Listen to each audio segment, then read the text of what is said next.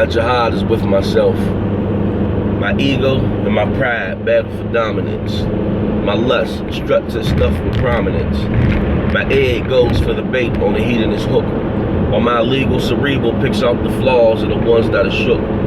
Devilish deeds impede progressive release. At a time in my life where I crave positivity but still have a lot of negative in me. See, back when I was younger, the hood took me under, but I clawed my way back up, yet the dirt under my nails still lingers. I divorced the streets a long time ago, but we have mutual friends, so at times we still mingle. And as tempting as she may be with those candy-coated lies, I don't succumb to the bullshit. I done seen the truth with my own eyes. So I just leave her where she's at, baiting the trap, preparing for the next nigga's demise. But hey, to each their own. We all got our path to roam. But at the end of the night, remember, not even Caesar made it home. And the system is just as corrupt as these streets, if not worse. The way they distribute this so-called justice and time is enough to let you know it's perverse. Take a look at the news and you can tell that they shady. I seen dudes get slapped on their wrist for molesting a baby. But don't knock your block off if you get them rocks off. Get caught with that hard white, they take a chunk of your life. But these thieving ass bankers and Wall Street thugs been getting rich off breaking the backs of the poor for years and very rarely see a judge. And that leads me to wonder, what's the poor gonna do when they can no longer ignore their hunger? When those hungry nights turns into starving weeks? When the growling in their stomach transforms them into wolves and they get tired of being the sheep?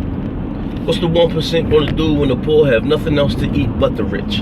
When your house in the hills goes from your sanctuary to your tomb, fortified because there's a war outside and you looking like food. And Gil Scott-Heron was wrong, the revolution will be televised, streaming worldwide and broadcasted live right into the comfort of your own home. And depending on where you reside, you might could even step outside on your front porch and see boots on the ground is going down, the uprising in 3D. And if you look close enough, shit, you might even see me with 2 Glock 22s for irony, screaming fuck the police. Straight and to the point, I don't deal in subliminals.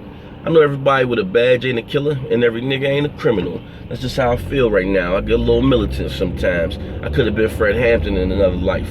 Shorty tell me we look alike. But I digress as I reload and refresh and rethink my last thought. Okay, I take back the fuck the police and replace it with death to every dirty cop. The COINTELPRO ain't never stopped, it just had its face lifted. The perpetrators and targets may have changed, but the formula has never shifted. Too many bigots and racists hold positions of power, and most of those were handed down through entitlements from other cowards. And they'll continue to try to keep their foot on our necks unless we slice their Achilles. The battle for a better tomorrow begins with accountability. Hold their feet to the fire whenever they do something wrong, and let them know those days of getting away with cold-blooded murder are officially gone. We're tired of being memories and bloodstains underneath flowers and teddy bears. And we ain't going for it no more. Nah, that ship stops here.